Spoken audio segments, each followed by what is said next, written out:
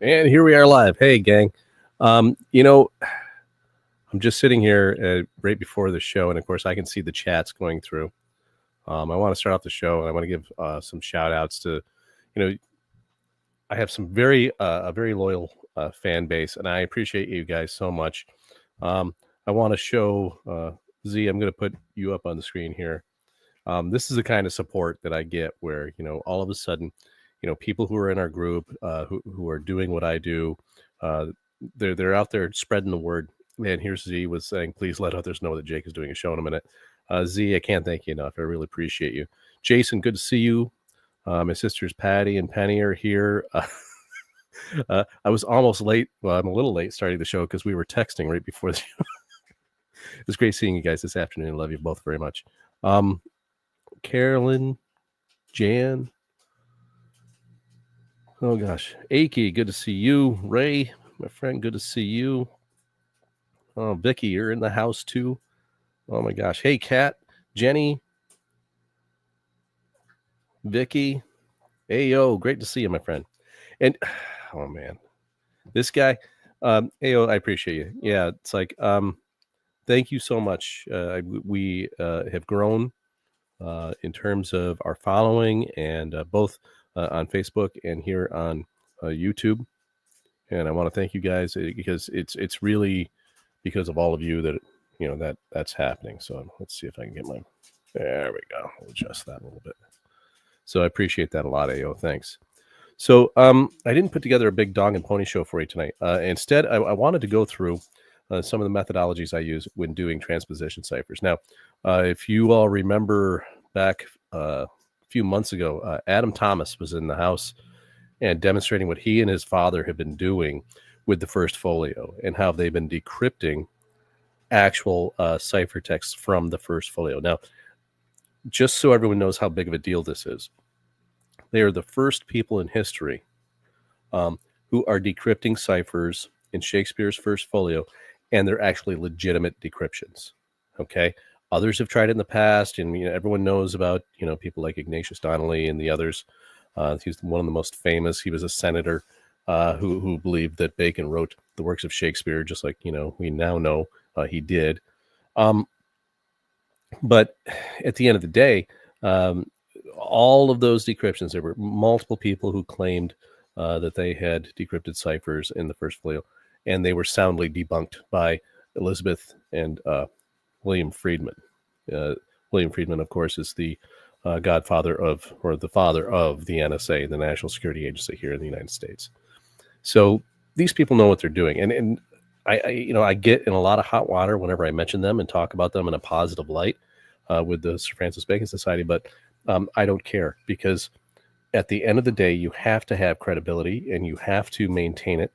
And the only way to do that is to use approved, scientific methods, actual cryptology, and not just make up your own stuff. And I think that's why, here I've given, demonstrations of my work through what's called the Science Cafe. I was invited by the local college professors to give a talk and demonstrate what I've done. They were just in awe. They were just really impressed by the fact that I used actual scientific decryption methods and was able to basically lay out that Francis Bacon wrote Shakespeare. So for what it's worth, I'm very, very happy about that. People who actually look at my information and at the corroborating evidence I include and take the time to understand it, they always come away just shaking their heads. Let's see, one of our friends, who's a former, still college English professor specializing in Shakespeare, she went to her dean and said, I'm upset because I've been teaching my kids the wrong things for 30 years. And so that was probably one of the finest compliments I've ever received. So thank you, Penny, for that. If you're watching. Let's see now. How are we going to do this? AO, you know what? I got to throw that up there too, because my friend Jeff Freeman, he is probably has the biggest and definitely the best Oak Island podcast out there. Oak Island and Skinwalker Ranch. He's a big fan of both shows, and he's a scholar of both topics. And as far as podcasts go, I mean, he's the guru as far as I'm concerned, because he really has this down pat, and he's one of the best out there. And he's been a good supporter of my show. He's had me on his podcast multiple times, sharing my information. And thanks for saying that, AO. Jeff definitely needs a big shout out there. Oh, my friend Lon Walker in the house, folks. Good to see you, my friend. All right, so I'm trying to think of how to best do this because, like I said, I didn't really put together the usual presentation, but what I'll do is, so my first book, The Holy Trinity Decryption, I decrypted this plaque, okay? In this plaque is a whole series of transposition ciphers. And today I want to show you, how that works. What it does is it takes these characters, and once you learn what the key is, and the key is actually right down here in the date, 1616. The first key is adding the first 2 digits to the second 2 digits. So the first key of the transposition in this cipher was 32. And I explain in my book how I figured that out. Now, so what that means is you count to the 32nd character. You actually count them starting here, and you count over 32. You find the 32nd character. You write that down in a table. You count 32 more characters. You write that one down. And you continue this process until every single character has been put in the table. When you reach the bottom of the plaque, or whatever ciphertext or surface text you're using, when you get to the bottom and you count up to the top and you start the count starts over again, that's when you start a new row in your transposition table. Now, I'll show you what a transposition table looks like. When you do that, this is what, I'll just show the whole screen. So this is what it ends up looking like. Let's pick this one. Oh, there we go. It's going to end up turning out something like this. Okay. You have a whole series of letters. Let's zoom in a little more. Okay. And here you see the first 3 letters spell out tau, T-A-U, or in this case, V, which is the V, or is the letter U in Elizabethan ciphers. So when we do that, what happens is that you have this whole table, and then what we do is you have a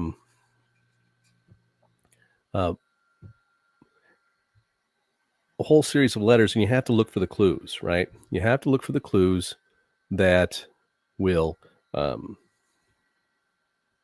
just shifting some things around here.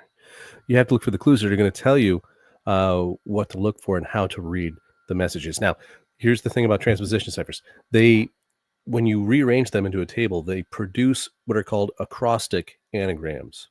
Most people know what an anagram is. It's a jumble of letters that you arrange, and you can rearrange them into different words, such as the words silence and listen, or silent and listen. You can rearrange those, and both words are spelled with the same letters.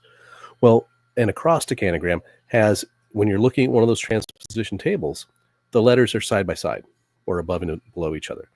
And they always produce them in specific shapes. And so in this case, let me show you in a recent one. This is one I'm sharing with our friends in a tiny island in the North Atlantic. The clue came in this form. This is just one little sliver of that whole transposition table. But you can see where it says trace, TT, a double tau, E, C, E, T, T, and then C-I. So the letters double tau, E, double tau, and I. All of these will, all of the words will appear in acrostic anagrams in the shapes of those letters. And they can be upside down, they can be sideways. It doesn't really matter. Well, if you're looking at this group of letters here, on the right-hand side, the alphabet on the right, with the entire table intact, what I did was I went through and I counted how many times, how many instances each of these letters appeared in the table, so that when I created the next table, I could do the same count, checking my work, basically making sure that I didn't leave out a letter or transpose it in a different letter in its place, because that has happened. So these are the checking mechanisms I've put in place as I've done these over the years. Now, the way I do it, suppose we start with that first table, right? That I said looked something like this one. Okay, suppose you have one that you start like this. And now it's time to, and here you see, if Adam, you end up watching this, the hangers, what we call hangers, but what what Francis Bacon called roamers, actually, because he told me the roamers. And then when I looked at them closely, I found the next clue. These letters that hang off the ends of the table, they actually spell out I task Walt. In other words, he gave Walter Raleigh a task, and when I transposed the next transposition, I found out what that task was. It's pretty amazing stuff, and well, that's for another day, several years down the road. But suppose we have this table. What I then do is I figure out what the next key is, right? You have to figure out what letter or what number you're going to use to rearrange this table into the next transposition of letters. And so when I do that, when I figure out what that key is, I create another transposition table that is blank. And here it's partially filled in, because I'm going to demonstrate to you how I did it. Okay. So what I started doing is color coding everything. And I used, because the symbolism of light is so huge with the Rosy Cross and Francis Bacon, Walter Raleigh, I use the prism, Roy G. Biv. And every 7 rows, the colors start over again. So we have red, orange, yellow, green, blue, indigo, violet. And I just repeat it over and over again into the table. And so what this does is, when I start counting, now this key, you can see here, I'm testing out the number 41 for this transposition. So the very first, or the 41st letter was S here in red that I've highlighted. Let me zoom in a little bit more for you folks. So I count 41 letters, and here we are at S. I then go to the table, and it's red. Oops, it's red. So I recorded S in the first slot. I count 41 more, and then we have the V that you see here. 40. Oops, I keep going to the wrong one. I'm just going to get rid of that guy. And so I kept going until I had SVOLNE, and I got to the end of the table. I'll show you. I'll scroll down. So here you see SVOLN at the bottom of the table. And then what we do is we start all over again with the next color. So you get to the end and you count once again 41, and the first letter was R, as you see here at the top of the table. I copied that over. And then once you do that, and then you count the next one, which was a T that you see here, there. Once you have the relationship between the first row of letters and the second row of letters, by that I mean after this first row of letters, you're going to have 1, 2, 3, 4, 5, 6 characters in between our red characters and our orange characters. Everyone follow? So once you have that, you no longer have to count to 41. You only have to count to 6. Okay, so this really speeds up the process. So from here, I was able to, once I switched to orange, we have TASP, we left off at P, and here you see it just kind of starts falling into place. And what's really interesting is that once I started doing this, I started seeing the pattern of the algorithm appear. And you can see how they kind of line up, you know, where you have these letters all in a row, and then they switch over just one space, and the pattern repeats throughout the entire table, as you can see here. And so in this way, I was able to keep track of my place. And when I made when I make mistakes, and it's not that I've made mistakes and no longer make them. When I make a mistake, it's self-correcting, because all of a sudden, when I'm double checking with a count, and there's a letter that's already highlighted or colored, I can go back and say, wait, that means I counted wrong for this one. And I double check my work, and sure enough, I was off by one space. And then I can go and just rearrange two letters that ended up getting incorrect. And then everything falls back into place again. So in this way, I'm able to, maintain the integrity of the table. And like Adam Thomas had said, that and I'm sure that Adam and his dad have their own methodology that allows them to do the same thing. But at the end of the day, it's one of those things that I use to kind of self-check. Anyone out there can do this, okay? It does take some very attention to detail and patience. But once you start doing it, you discover that it's more soothing than, say, Sudoku or some of the other things that people do out there to pass the time. And at the end of the day, you actually have something that you produce that contains information that people haven't seen for 400 years. And so I'm really trying to encourage people to get out there and start testing this out. And the way it's absolutely remarkable. One of the maps, and I'm not going to get too much into the maps I've been decrypting and their sources, but let me say this about one of the maps I've been working on for this for the entire summer and fall and now winter, which I could be including some of this in my new Oak Island book that's coming out in the spring. But the amount of information in just a title, in, say, let's use the number 111 characters. Well, let's say 112 characters. We all know that 111 is bacon in K-cipher. So let's say 112 characters, and you rearrange them in a table, and then I was able to take that table and it transposes a total of 9 times. And on the 10th transposition, that's when the letters go back into the original order. Just like Adam and his father have demonstrated to me. And that was the first time I actually got it to work, but it was 9 different transpositions. That means that out of, say, 112 characters, multiply that times 9, that's 1,008. So a title of 112 characters contains a message 1,008 characters long. And I was absolutely astounded at this. I was hoping that if I used that prism system of using, the colors of light when it's refracted, that it would give me some insight into the patterns used in creating those algorithms, and how was he able to manage this message in this way. And so I'm one step closer, I think, in doing that. But more than anything, everyone, it's made it far more efficient for me, even though, yeah, there's some prep work, and you have to take the time to, highlight each little box.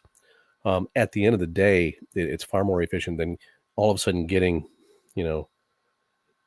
12 rows down and discovering that there's a mistake, and then having to try to figure out how to go back and find it, or just start all over again, which is what I was doing the first few times I did this, especially with the plaque. I didn't have that, it did. And by the way, one of the things I do too, let me show you this, because this is kind of cool too. This will help explain. And in this table, you can see that as I go, I start out with normal characters when it started out. So here's the very first character, V here. And when I go, what happens is I change, once I get through, say, one level of just leaving the font, say, regular, then what I do is I switch to bold. So I can keep track of what level I'm on. And then after that, I move on and I make it, you can see that here, this one is bold and underlined towards the end. So you can just mess with whatever row you have and make it so that it's distinct from all of the other rows. And in that way, you're able to keep track of exactly where in the new table that letter was and where it was in the old table. So we have color, and then of course font, which can be italicized, underlined, and so on. And I change it in each level. After I get through one section of the prism, then I change the font by one way. And then at the end, if I have to, there's one transposition I'm working on that is extremely long, and I had to use bold, italics, and underline all together. And so what that did was gave me, I think, 8 different variations, which, that would allow you to do a transposition table that is 56 rows in length, and I haven't encountered one that big yet. So thankfully. So let's look at some of the comments here.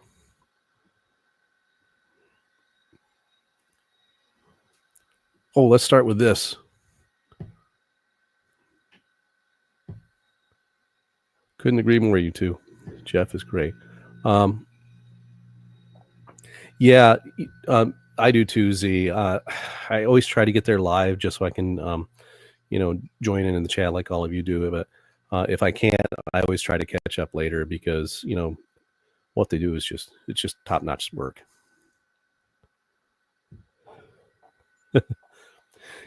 Lon, I couldn't have said it better. They are very important because I find that, I mentioned William and Elizabeth Friedman at the top of the show. They refer to cipher evidence as the bedrock of evidence. They said, no, if you handle a cipher properly, you have to return to the bedrock of cipher evidence, in their words. And I couldn't agree more. So whenever I find these messages, and all of you know how I kind of operate, I look at that as saying, okay, now I have confirmation that this is real. Now let me go find some corroborating evidence. So when I read the messages where he said that Samuel Champlain was his best alias, he could have knocked me over with a feather.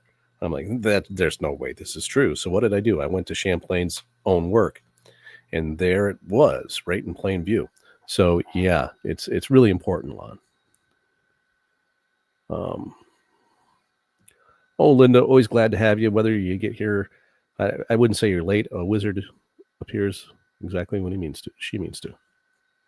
So let's see.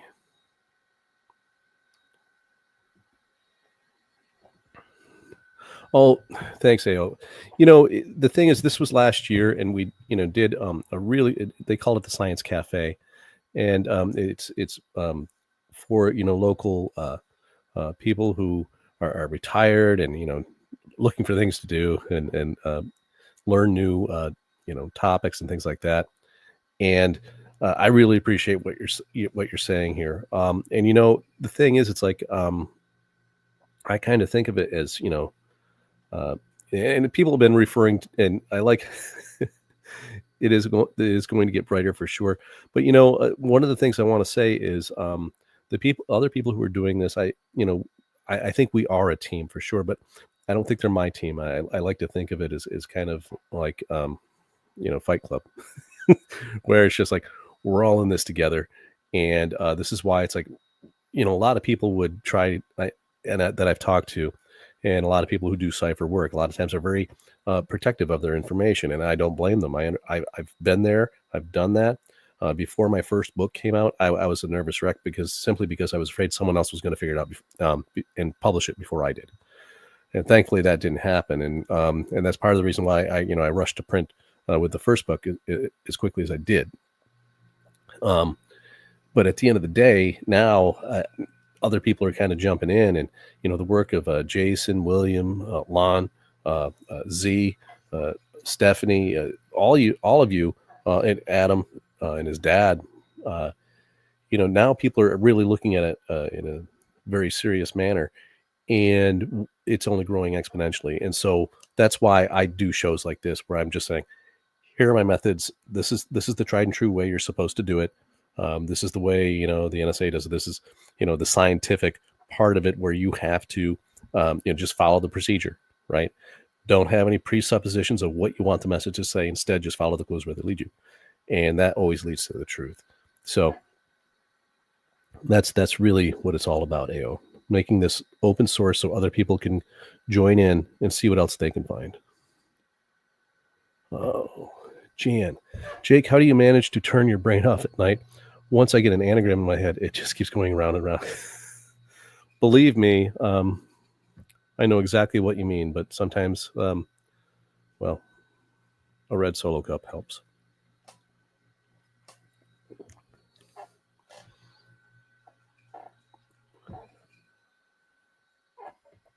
Yes, I'll tell you part of it. He tasked Walt, he directed him to dig a vault for piracy treasure. And yeah, I do know where. Let's see. Achy, you know what? That's really maybe that's why it's so soothing to me. You know, when I go through and I'm just running the letters and moving them and looking at the table, and then all of a sudden I start seeing the words pop out. I'm like, oh, there it is. Okay, I was right. It does feel kind of primal like that, I think.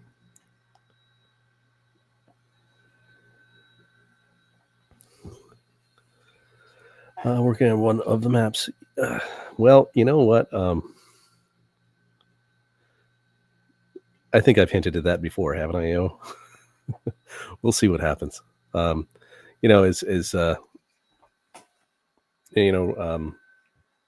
and Marty Lagina, most of you are familiar with those gentlemen.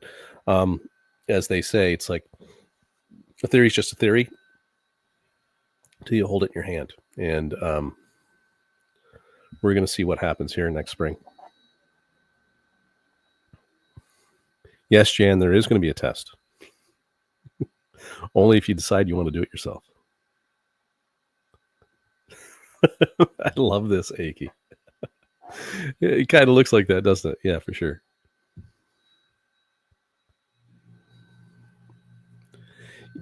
That good, Lon. That's why I do this, my friend. Once I started doing that, I just kind of got locked in, and I realized, okay, this is far more efficient. It's counterintuitive like anything else. It's one of the things I used to teach my students about the idea of the planning process before you write an essay, for example. Just organizing the thoughts and putting them on paper in a grid, and knowing what you're going to talk about in each paragraph before you actually write it.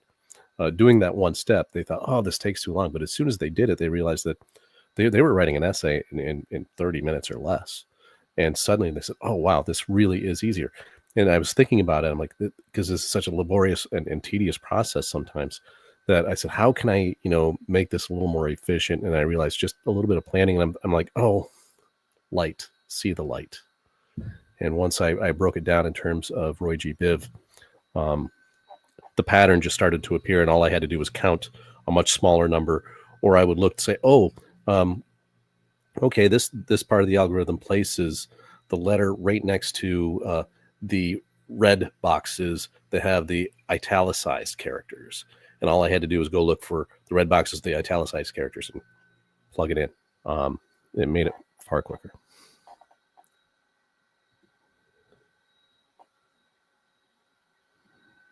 Thanks, Caroline. Yeah, and he's one of the other gems. I think when you get Tom and Jeff, those guys, that's one of the coolest things that, and I've said this before, but it bears repeating, is this whole thing that I've been doing here, and this all these rabbit holes I tumble down.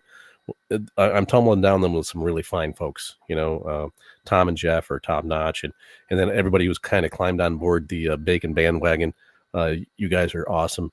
And it just helps. Hey Z, anytime you want a tutorial, pick up the phone and give me a call. You got my number. Thanks, Jason. Appreciate that.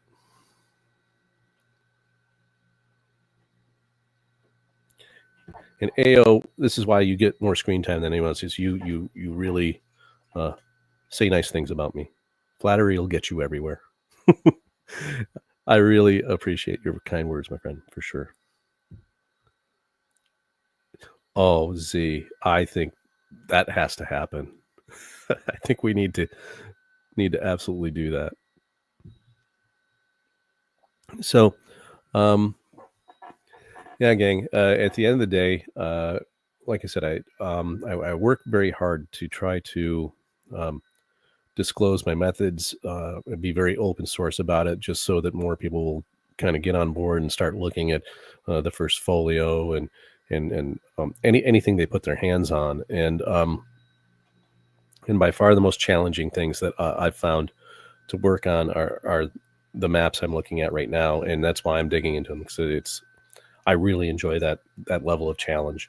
When I did the sonnets, also have a few of these in them. They're really great. They're fun to work with. And I know that I haven't looked at them this closely, looking for transposition ciphers, but we all know that the Psalms in the 1611 King James Bible are coded. They're encrypted, and I'm 99.9% sure that most, if not all of them, are transpositions. And the one thing that I once I get all of this other stuff out of the way, one of the things on the back burner, and if anybody wants to, be the tip of the spear on this, please go for it. The works of Sir Francis Bacon, Novum Organum. I mean, there are so many passages in there that when you read them, you can tell that they're kind of cryptic, and that just screams of a transposition cipher. So anybody who wants to jump in there, I hope you do. Just know that it takes over. Lon, you're echoing. Oh, thanks so much, Lon. Yeah, definitely thumbs hit the like button on this for me. Let's get some numbers up. I always forget to ask. AO always reminds me, but and Lon's repeating, kind of channeling our friend John Edwards. He always says it takes a village, and the more of us who get involved in this, the better. Thanks, Lon. Z, that's what I'm guessing. Yes, I'm thinking that these guys, at least in sections, okay, there are always signposts and clues. I always talk about this, on the show, that when you see these specific signposts, that there's something encrypted there. And usually, in one of the maps, it was in two places in a part of the text. You could actually pick out an acrostic anagram of the words "Rosy Cross." And it happened twice, and there was a lot right next to some negative space, and so that indicated to me, there's something here. So look for those signposts. All of the things that, for example, in the plaque of Shakespeare's funerary monument,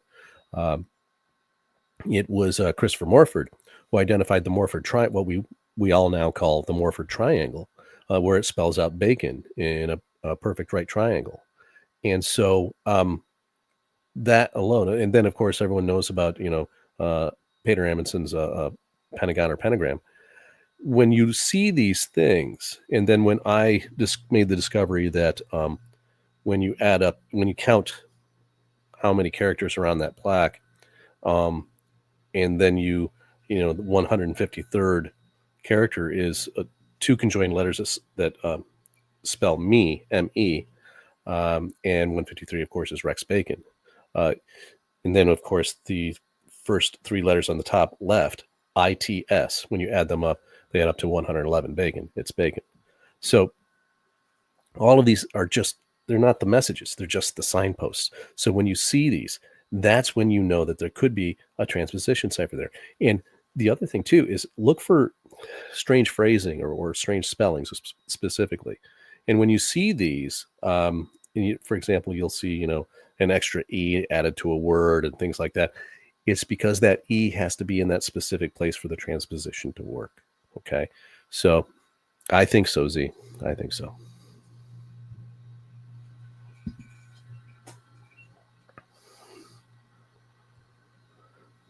Linda, I disagree. I think you would, because he actually gives you the clues. He gives you the clues of where to start. And that's the coolest part about this. What you got, Ray? That's exactly it, Ray. It's because he needs an F in that position, right? Sometimes it's just a matter of the letter F has a value of 6 in simple cipher, and when you add up the letters in that spelling, he needed 6 instead of 18 for the S. And then on top of that, that F has to be in that place so that when you transpose everything, that F has to land in the right part of the table. That's why we see F's for S's. This is why we see fives for S's, and so on. Uh, it all has a purpose. It all has a purpose. And once you learn what the keys are, the keys that unlock the transposition, and you reorganize these letters, you can actually see. You'll just start seeing the words.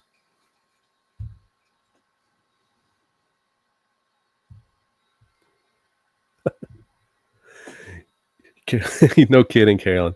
But you know what? The thing was, they were engraving things for each other because they were both master Renaissance artists. And I spoke to an art professor friend of mine, and she was explaining to me that the people who would do pen drawings, for example, they were also the engravers because they used the exact same process for both artworks. And so many of those people who were known for their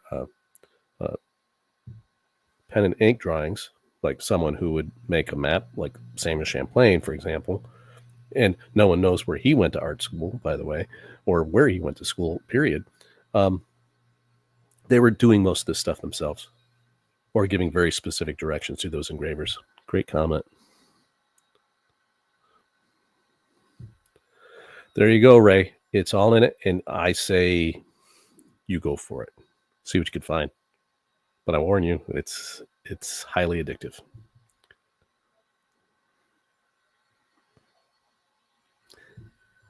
You're preaching to the choir. You are speaking my language, Jenny. Someone of Bacon's caliber doesn't actually misspell words, and I doubt a typesetter would have either, especially if he or his friends were the typesetter. Absolutely, all of this was purposeful, and it once you understand those mistakes are the red flags. They are the signposts that you have to look for, and when you see them and you see all of these other clues, like you can see an anagram of his name, for example, or Rosie Cross, or there are these odd spellings and side by side where in one instance the word is spelled perfectly, in the other instance it's spelled differently. Yeah, there's a reason for that. And a lot of people try to argue, oh, well, the English language wasn't really, consolidated by them. Most of the spellings were conventional spellings that we have today were in place then. And so, and we're talking about the people who actually invented the English language at the end of the day. So, yeah, I agree, Ray. Or Jenny, sorry. Let's see what else we got.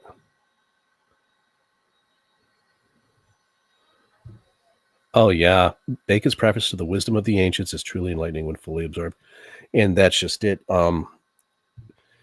You take his writing and you read, what he wrote, and when you wrap your head around it and you understand it, you're just usually in awe of the wisdom of him, not just the ancients, but that's who he was learning from. And great comment. Yeah.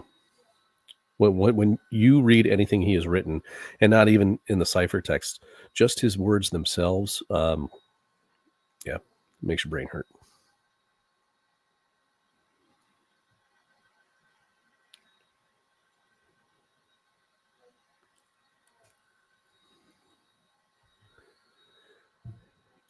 I'm still in awe of this too, AO. AO wrote, the beauty of this mystery is the future, it's the past, and the past was created with the future front and center in solving it.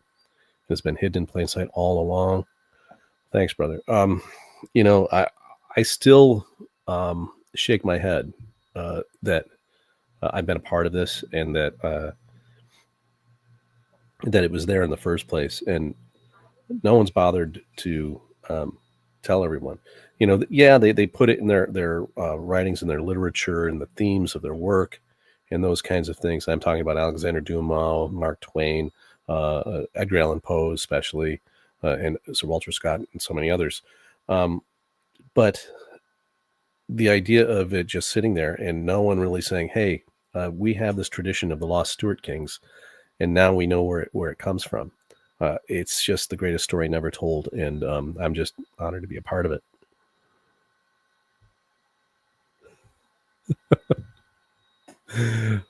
So what you're saying, Z, is you're not volunteering, my friend, huh? Come on. I thought I was doing enough just looking at the cover of that.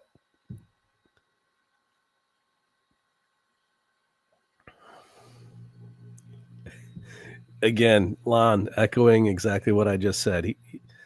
He's not misspelling things by mistake at all. No.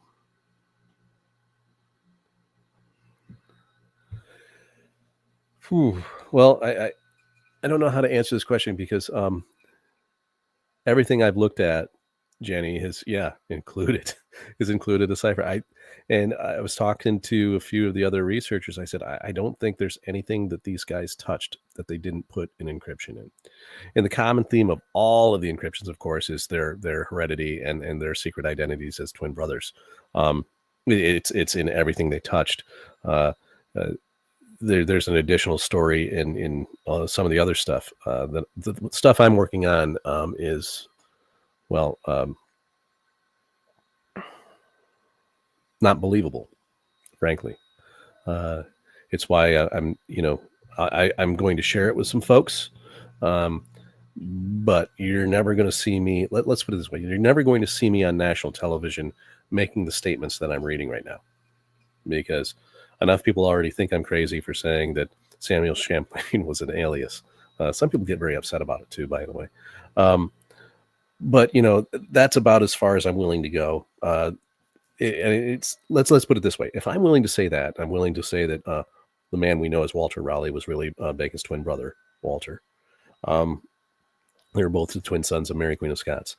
If I'm willing to say crazy stuff like that, the stuff I'm reading now, you all have to understand, makes that pale by comparison. And so someday I'll be willing to kind of, share it here on the podcast, because I have this, a small group of loyal watchers and listeners, and you all will deserve more than anyone to actually know what this stuff is. It might be just a live broadcast that I don't record and leave on YouTube. It might be just for all of you. But that's going to be down the road a few years. And let me just say that it's hard enough when you uncover these things that we all have now confirmed and we know are true. And the only people who are naysayers now are the people who refuse to look at the evidence. And as I always say, the people who do come away just shaking their heads saying, I can't believe that's true, but it is. So that all of that being said, there's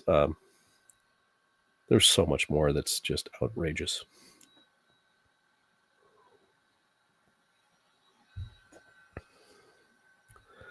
Oh, Linda, good question. I haven't spoken with Ryan lately.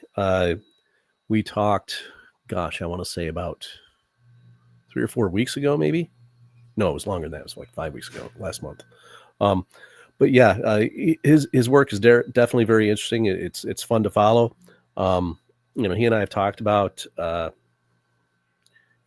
difference of opinion in terms of methodologies and things like that. But at the end of the day, he is really telling a really great, interesting story, and it's definitely interesting to follow.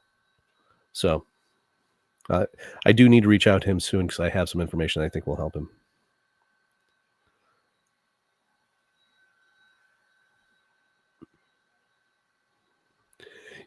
Aki, that's really it. I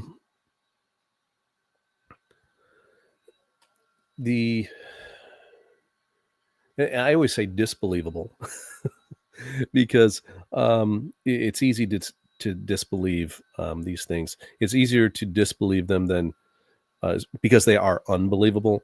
It's easier to disbelieve them than it is to try to understand them.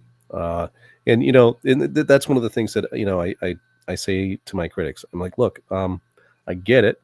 I'm the first one to say, out of everyone, that whenever I release new information, okay, this is going to sound crazy, but you got to hear me out and understand why or how I came to these conclusions, and you'll recognize that you'll follow the line of thought.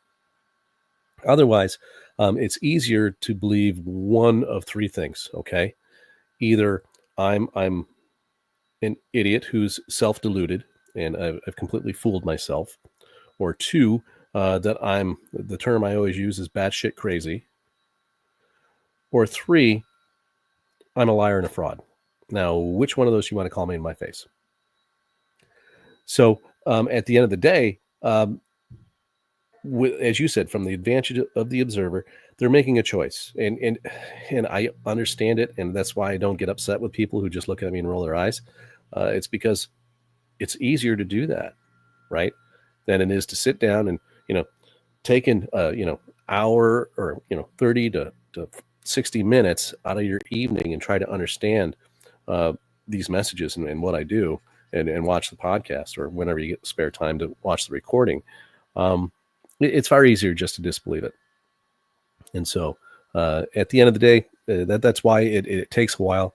The people that I spoke to, the local colleges, the professors, they said, well, you're going to be doing a slow burn on this. You realize, he says, but you have to understand that these things have a way of just all of a sudden taking off and taking on a life of their own, and you need to be ready for it. And it was some of the wisest advice I've received from academia, for sure.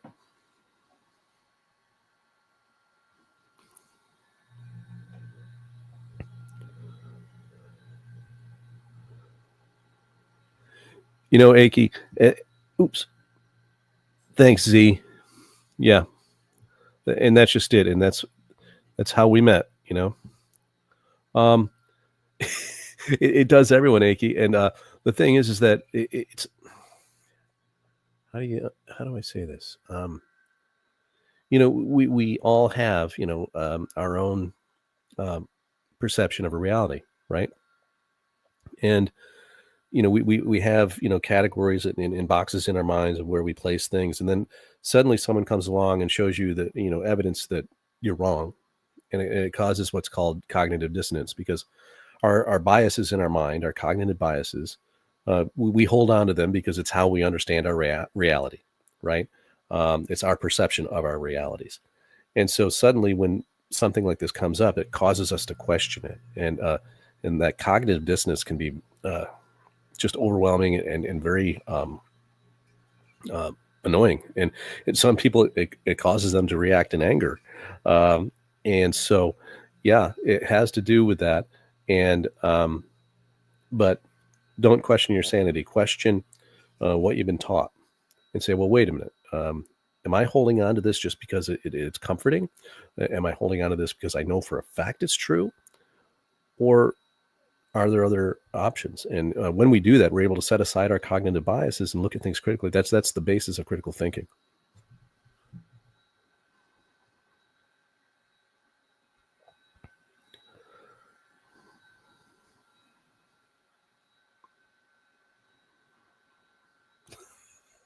Let's go, Jake Spirit. I like that one, AO. Yeah. Like I said, I like that too, Linda. We're on the cusp of realizing the truth, for sure. Yeah, Kat. Good question, and I'm sure of it. Because this just doesn't end. Everyone who's been looking at this, we're all looking at each other. Will and I and Jason and John were sharing information the other day, and we were just like, this just keeps going, and it's all interrelated. It's just absolutely amazing. I actually enjoy that feeling too, Aki.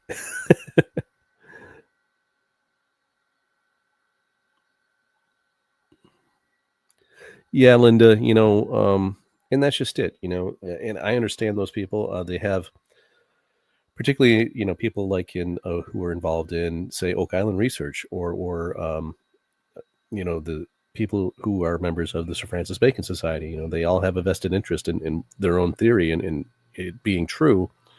And, it's, most people don't let go of those things, at least not easily. Oh, thanks, Kat.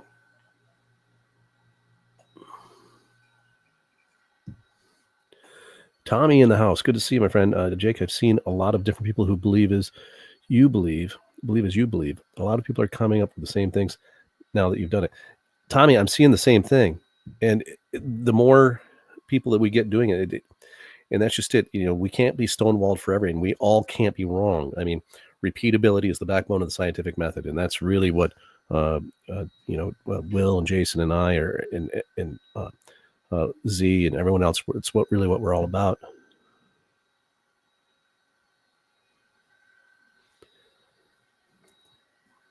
I don't need to say a word. Just drop the mic, Jason. These guys were truly top secret. They were Queen Elizabeth and James's secret intelligencers. And so, the whole idea that they were state secrets in and of themselves, just as human beings, think about that for a minute. People couldn't know who you really were. Can you imagine?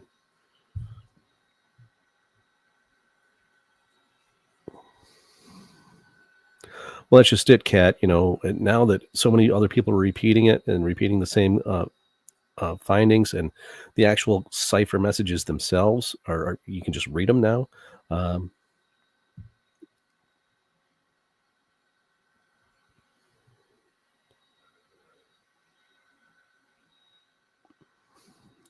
Oh, there we go. There's the wisdom of the ages. Cells divide and multiply, micro to macro.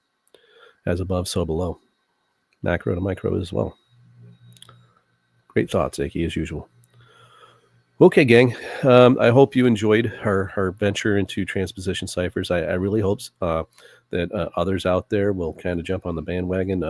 Right now, when it comes to full transpositions, like I said, it requires a lot of time and attention, but the payoff is huge. As Adam and his dad and I know now that they're doing more. I mean, they are changing history with the first folio. They're going to be the first people to decrypt legitimate cipher messages from Shakespeare's first folio, and I couldn't be more excited for them, and more excited about it.